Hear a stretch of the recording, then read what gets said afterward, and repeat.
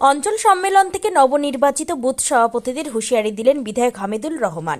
বুধবার চোপড়ার Majhiali high school প্রাঙ্গণে অনুষ্ঠিত হয় তৃণমূল কংগ্রেসের অঞ্চল সম্মেলন। এদিনের কর্মসূচিতে উপস্থিত ছিলেন বিধায়ক সহ দলের ব্লক সভাপতি প্রীতি রঞ্জন ঘোষ, মহিলা সংগঠনের ব্লক সভাপতি আসমা তারা বেগম, ব্লক চেয়ারম্যান তাহের আহমেদ সহ ব্লক ও অঞ্চলের নেতৃত্ব। মঞ্চে বক্তব্য দেওয়ার সময় বিধায়ক হামিদুল রহমান বলেন, আগামী ২৬শে বিধানসভা নির্বাচনে যদি কোনো বুথ থেকে ভোট লিড কম হয়, সেক্ষেত্রে সেই বুথের নেতৃত্বদের সঙ্গে দল থেকে ছেড়ে কথা বলা হবে না। সম্মেলন থেকে ৩৪টি বুথের নতুন বুথ সভাপতির নাম ঘোষণা করা হয়, পাশাপাশি তাদের দলীয়ভাবে শপথ বাক্য পাঠ করানো হয়। এদিনের সম্মেলনে তৃণমূল কর্মী সমর্থকদের উপচে পড়া ভিড় লক্ষ্য করা যায়। এটা তো আমাদের দলগত শপথ, যেহেতু একটা নতুন দায়িত্ব নিল, শপথ করায় দল নেত্রীর সিদ্ধান্ত অনুপাতে, দলের সিদ্ধান্ত অনুপাতে ভগবানকে সাক্ষী রেখে শপথ দিয়েছে, যার থেকে সৎভাবে কাজ করতে পারে, পরিচালনা করতে পারে।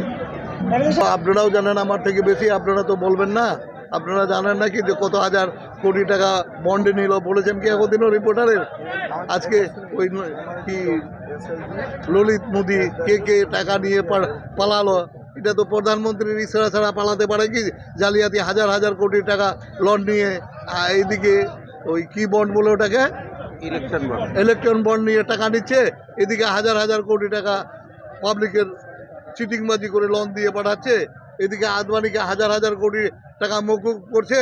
৪৫,০০০ কোটি টাকা, ১-২ কোটি টাকা না, ৪৫,০০০ কোটি টাকা একটা শিল্পপতিকে মকুব করলো। হরিয়ানায় কৃষকরা আজ থেকে বছর ধরে আন্দোলন করছে, ৭০০ কৃষক মারা গেছে, তারপরেও একটা টাকা এখনো মকুবের প্রধানমন্ত্রীর মুখ থেকে বের হয়নি। তো এই তো সাধারণ লোকের কাজ করবে?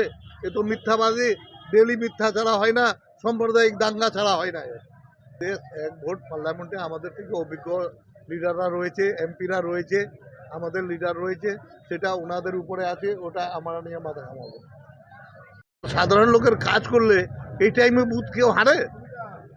যদি হারে যায় বুথ, তাহলে বোঝা যাবে যে আমার মেম্বারের দোষ, আমার বুথ প্রেসিডেন্টের দোষ, আমার ওখানকার যে লিডার রয়েছে তার দোষ রয়েছে। ব্লকের লিডার তো প্রত্যেকটা বুথে একটা দুইটা করে আছে, বা একটা করে পঞ্চায়েত সমিতি বাড়ি আমরা চেয়ারম্যান করে দিয়েছি।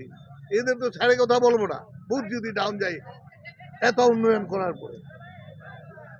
আমাদের মাঝালি অঞ্চলে অঞ্চল সম্মেলন ছিল তৃণমূল কংগ্রেসের।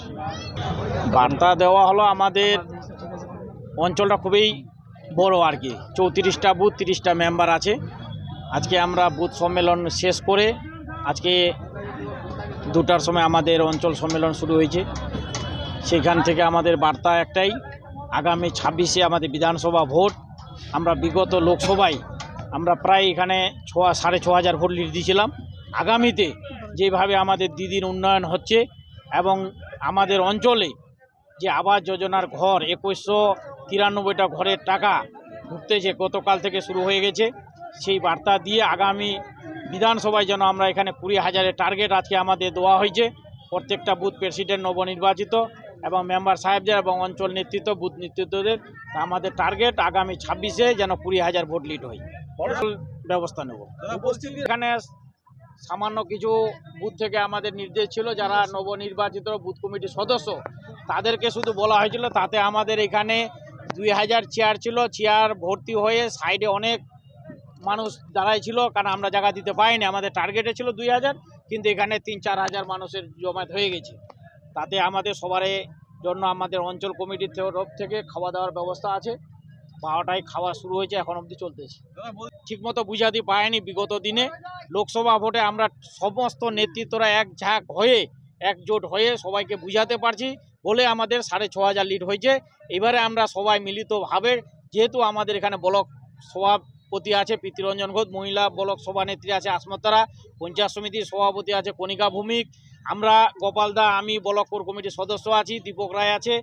সেই জন্য আমরা সবাই এক প্ল্যাটফর্মে আছে, সবাই শপথ নিয়েছি তা আমরা যেন এবার ২০,০০০ ভোট লিড দিতে পারি।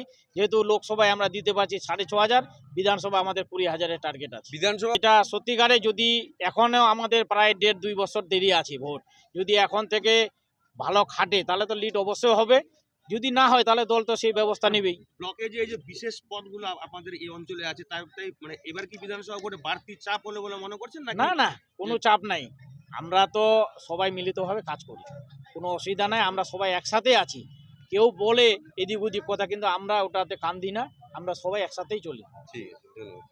আজকে আমাদের অঞ্চল সম্মেলন ছিল মাঝালি অঞ্চলে। তো যাই হোক, আমাদের মাননীয় বিধায়ক মেন বক্তা ছিলেন, উনি ওনার মূল্যবান সময় নষ্ট করে আজকে এখানে উপস্থিত হয়েছেন। আমাদের মাঝালি অঞ্চলের পক্ষ থেকে ওনাকে ধন্যবাদ। তার সাথে সাথে আমাদের মাঝালি অঞ্চলের সর্বস্তরের আমাদের নেতা ছিলেন, বলক নেতৃত্ব ছিলেন। আমাদের আজকে মূলত হচ্ছে প্রত্যেকটা বুধে বুধে আমরা সম্মেলন করে আজকে অঞ্চল সম্মেলন করলাম। তারপরে যে বুথ যে সভাপতি, সেটা অঞ্চল কনভেনারের মাধ্যমে আজকে সেটা প্রস্তাব করানো হলো। আমাদের মাঝালি অঞ্চলে যেইভাবে আমরা প্রত্যেকটা নেতায় একটা প্ল্যাটফর্মে হয়ে আমরা যেভাবে কাজ করতেছি, তাতে লোকসভায় আপনারা দেখতে পেয়েছেন খুব আমাদের মাঝালি অঞ্চলটা একটা ক্রিটিক্যাল অঞ্চল। তারপরেও আমরা 6,500-এর মতন আমরা লিড দিতে পেরেছি। সে মানুষ আমাদের সাথে ছিল। তো আশা করি আমাদের যে 26-এর যে বিধানসভা নির্বাচন, এমএলএ সাহেবের যে ভোট, সেই ভোটে আমরা মোটামুটি 20,000-এর উপরে আমরা লিড দিতে পারবো। সেটা মানুষ যেভাবে আমাদের সহযোগিতা করছে।